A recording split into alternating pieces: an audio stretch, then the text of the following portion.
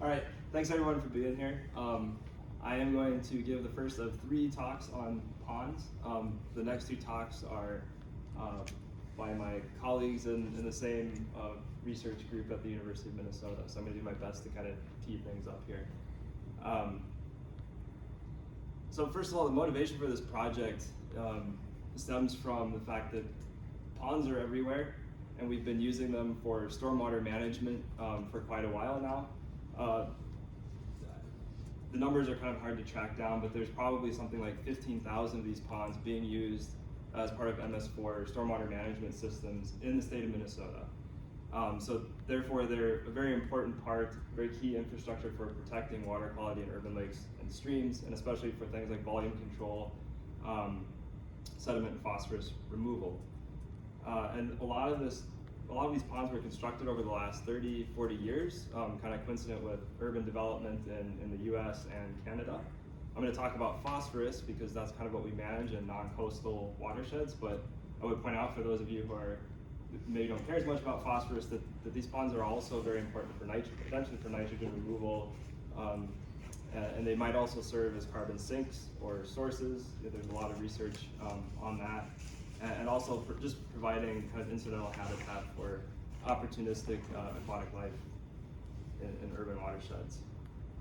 So kind of the big research question that we had for these projects is do these aging stormwater ponds still provide water quality protection in the form of phosphorus retention for urban lakes and streams? And this is kind of in the context of as ponds get older, the vegetation around the pond kind of gets large and overgrown. The ponds themselves can become kind of hyper-eutrophic and support lots of algae and dense duckweed growth. You have accumulation of organic matter, sediment, and phosphorus in the bottom of the ponds. So are we seeing a situation where under low oxygen conditions we might have a release of phosphorus from sediment similar to what we see kind of in shallow lakes? So to put this in a Twin Cities context, it's Minneapolis, St. Paul, where we're at now.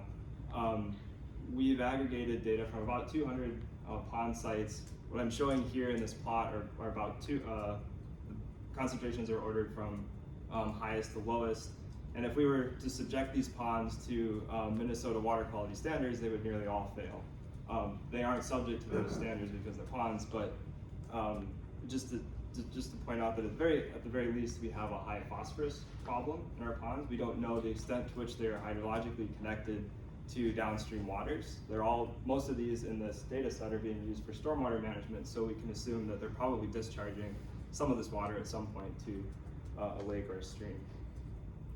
Now the other problem with these ponds is that even though they're shallow, they tend to have low dissolved oxygen. So this plot on the left is a subset of ponds that we've studied over the last few years. And this is just the mean water column DO in the ponds. You can see that roughly a third of them are around 2 milligrams per liter or below. If we put this in terms of anoxic factor, which is a metric that's often used for lakes to describe the extent of sediment area that's exposed to low oxygen water, we see that roughly half of these ponds have an anoxic factor of 0.6 or higher, which means that you could say something like 60% of the sediment bottom is exposed to anoxia for the entire season or similar. So this does suggest that we have kind of a situation that would promote internal phosphorus loading. So the projects that we've been involved with over the last few years have been funded by the Minnesota Stormwater Research Council, the Minnesota Local Road Research Board. The goal of these projects was to better understand the processes that affect phosphorus retention in ponds, develop some predictors or risk indicators for high phosphorus or low oxygen, and then to develop some management recommendations. So this has involved a lot of intensive data collection over the last few years. It also includes some lab studies of sediment, which Aaron Matag will talk about at the end of this session, and then also some model development applications, which Vinny Taguchi will talk about next. But I'm going to focus on the kind of the data analysis part of this. So ponds are complex. There are a lot of processes that can affect phosphorus retention in ponds. Watershed inputs are important. Much like with lakes, just tend to be more intense inputs and shorter residence time in ponds. Sediment characteristics can be very important as well as aquatic vegetation, which is more what I'm going to focus on for this talk, especially duckweed. Tree canopy can also be important, can affect the water balance in a pond, wind sheltering, and direct nutrient inputs. And then there's internal processes related to stratification and mixing, settling and resuspension, and that kind of internal loading mediated by redox conditions, with dissolved oxygen as kind of our central factor here. A lot of these processes either affect or are affected by oxygen, and with resulting effects on phosphorus, which I'll show. We've collected a lot of data over the last 5 or 6 years, including some routine sampling and profiling of ponds, and also some data collection with stations that are measuring wind speed, water level, and temperature profiles in the ponds at 15-minute intervals. So I'm going to focus mostly on these kind of 2 middle data sets and some of the risk indicators, I guess, for high phosphorus and low oxygen that we've developed from these data sets. So as I said, the dissolved oxygen levels in ponds are really important for phosphorus. And so this plot on the left, each point is a pond, and this is total phosphorus plotted against anoxic factor. And so even though it's kind of a messy relationship, as the anoxic factor increases, so as the pond is more anoxic, the phosphorus levels are higher. So this is sort of evidence of that internal loading potentially, or some other processes there. If we use mean water column DO instead, that's a little easier parameter to get at. That's this right plot we see kind of as dissolved oxygen increases, the phosphorus levels go down, so suggesting that there is some binding, perhaps, of phosphorus in the sediment. If we zoom in on this one pond here, we just show you a little bit about what this data looks like within a season. So these 2 plots. The top one is temperature, the bottom one is dissolved oxygen. These are isoplots, so we've kind of interpolated in time the individual profiles of water temperature or dissolved oxygen. These are plotted with water surface along the top and sediment at the bottom, so this might be different than how you might see this in the wake literature. The yellow areas in the DO plot on the bottom are anoxic. That's the part of the water column that's anoxic. That's pretty much the entire water column from June through August. And this pond looks like this, it's completely covered by duckweed. So we have some evidence here just from looking at this data that there is an effect of duckweed on oxygen that's suppressing oxygen diffusion into the water column. We see a little bit of oxygen showing up in the upper water column kind of in August. This is 2021. We had some storms in August and a really, in the middle of a really dry summer. We could see a little bit of mixing there. And then the pond finally turns over in October and November at the end of the year. And then just for reference, we can use, this is where we would use the bathymetry data to convert this DO data into an anoxic factor. So for this pond, it's roughly 0.7. Yeah, so I'm kind of already tipped my hat a little bit here, or tipped my hand, I should say. But the question is, why do these ponds have such low dissolved oxygen? And so part of the story is this thick vegetation, this duckweed cover. Part of it is high wind sheltering. You look at this pond on the left, it's completely surrounded by trees. It's roughly the same size as this pond on the right, but the one on the left has almost no oxygen most of the summer. The one on the right is completely oxygenated. So this might be an effect of small ponds as well, compared to larger ponds. And also one thing I haven't listed here, but like chloride accumulation from road salt application can set up really high stratification, really strong stratification in these ponds in the spring so that they don't even turn over in the spring. They might only mix in the fall. And we have some data to support that, but I didn't want to open that can of worms for this talk. We'll save that for another day. So I'm going to dig into this aquatic vegetation piece a little bit and look at the effect of duckweed on oxygen and phosphorus. And so when we went out and sampled these ponds, we took measurements of, just kind of estimated how much duckweed cover was on the pond when we went out there. So we have measurements over a whole summer for each pond. So these are our 18 or 19 study sites here. Average duckweed cover is on the x-axis. The y-axis is surface total phosphorus. Again, kind of a messy relationship, but we can see that there is probably an impact of duckweed cover on phosphorus, which makes this a really useful indicator if you're trying to develop an assessment approach, because all you have to do is go out a few times, look at your pond to see if it's covered in duckweed, and it probably has high phosphorus. And the mechanism here is, as I suggested earlier, it's probably that suppression of oxygen in the water column. So a higher anoxic factor associated with greater duckweed cover, if that makes sense. And so this is across our, I think it's 20 or so sites in that data set. Now looking at this tree canopy part, because the other thing that can help maybe alleviate an oxygen issue in a pond is wind mixing. And so we were interested in trying to assess the effect of wind mixing on ponds. And there were kind of two ways that we could assess wind. One was directly. We had these we had these anemometers set up on the pond, so we were collecting wind data. If you plot this, probably none of you can see this, it's too small, but if we plot the wind measured on the pond station versus a nearby airport, the slope of that line gives you roughly the sheltering that you're seeing. So in this particular case, we have 92% wind reduction on this pond, so pretty heavily sheltered. Another way to do this is to use LiDAR data, which we have for most of the state. And we can look at tree canopy density or tree canopy height and a buffer around the pond. We can also just use land cover data, which is a simpler data set to just look at canopy and rooftop cover around a pond.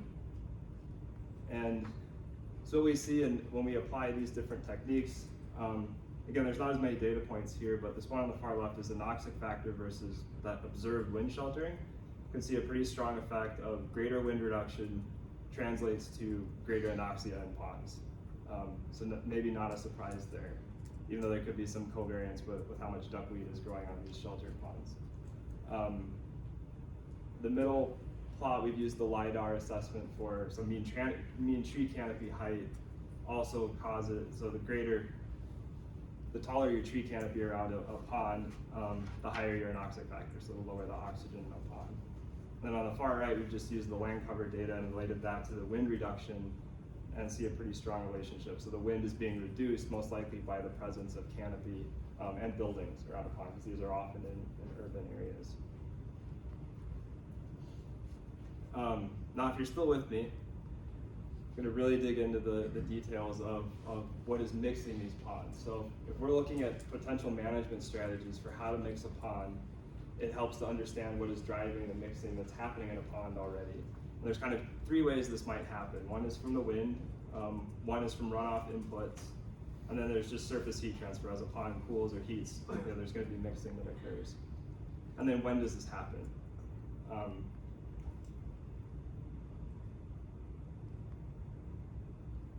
it froze. Whoa. Okay, so the idea is to take this time series of, these are temperature profiles in the pond. So you have the kind of the highly fluctuating diurnal fluctuations of temperatures measured near the surface of the pond that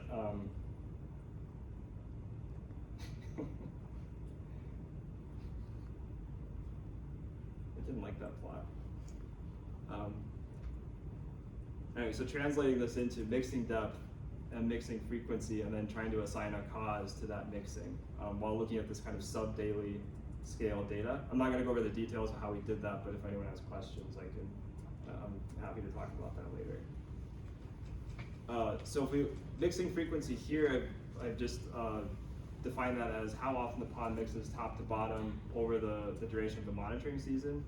And again, not really a surprise, more often the pond is mixing, the lower the anoxic factor, so the higher the oxygen in the pond. This doesn't tell us anything about the cause of mixing, but this is kind of what we would expect to see. So this suggests that any practices we develop to mix a pond, whether it's mechanical aeration or maybe tree canopy removal, should help improve the oxygen conditions in a pond.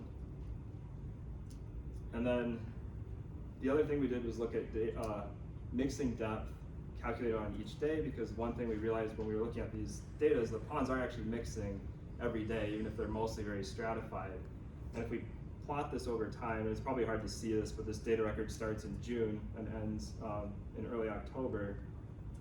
These are phosphorus concentrations measured on our site visits on the second plot. And we see the pond turns over kind of in actually late August in this particular year, and so it's, those the tall blue lines there just mean the pond is mixing top to bottom, and we see a rapid drop in the hypolimnion concentration of total phosphorus, suggesting that oxygen is facilitating some uptake of of phosphorus in the sediments, most likely, and very little change in that surface concentration. So this is mostly affecting the high levels of phosphorus on the bottom of the pond. So kind of an interesting pattern. And then maybe just to kind of wrap this up, just focus on the right plot here. As that mixing depth increases, we see lower phosphorus concentrations. So this is kind of taking all the data from all the seasons and plotting it phosphorus versus mixing depth. So it's kind of a way to distill some of that time series data. So this does suggest that we might have a chance of lowering phosphorus concentrations in ponds if we can find a way to mix them a little better without resuspending or eroding the bottom of the pond. So what this means in terms of management, as I suggested, is these are things that we haven't tried out yet. Vinny has modeled a few of these in his assessment that he'll talk about next. But one option, for manipulating dissolved oxygen in ponds might be selective tree canopy removal. For the ones that are pretty heavily sheltered, if we can clear some trees out in a prevailing wind direction to just promote some flow of wind over the pond, that might be helpful. I don't want to get in trouble for saying that we need to get rid of trees. So for anyone asking the question, trees have all these other benefits. We don't need to get rid of trees, but we need to think about where they're growing and what we do with them. Duckweed was a very useful indicator of pond phosphorus levels, but also seems to have some pretty strong impacts on oxygen. So anything to remove duckweed, whether it's mechanical harvesting or herbicides, and I also don't want to be on record for promoting herbicides either, but there's some potential to lower phosphorus levels in ponds potentially by managing duckweed or even harvesting of other vegetation. And then the mixing or aeration, mechanical aeration, that's already something that's being used in shallow lakes and ponds. So I'll just leave it there. There are a whole bunch of people who helped out with fieldwork over the course of this project. This probably isn't even a complete list. And if you have any questions, please contact me. I can talk about ponds all day. So thank you very much.